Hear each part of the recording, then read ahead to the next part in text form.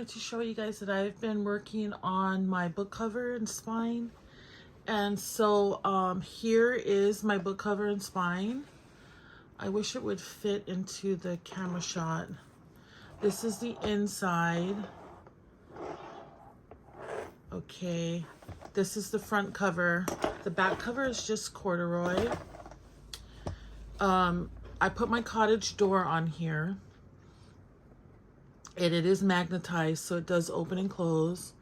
And it just has this pattern paper inside.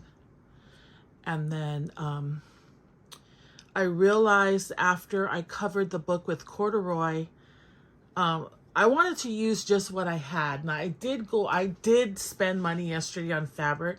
I brought it home, it was all wrong. And I was thinking of, I had this fabric here and I thought it was really pretty, but it didn't fit on the outside cover. So I switched it up and I used the corduroy and then just used the piece of the fabric out here on the front cover. And my door looks really dirty and distressed, but you know, it's like a cottage door.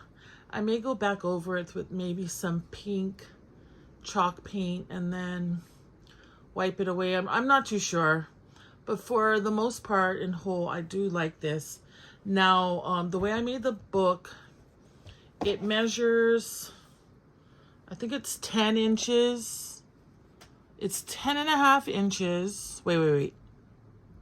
Yeah, it's 10.5 inches tall. It is,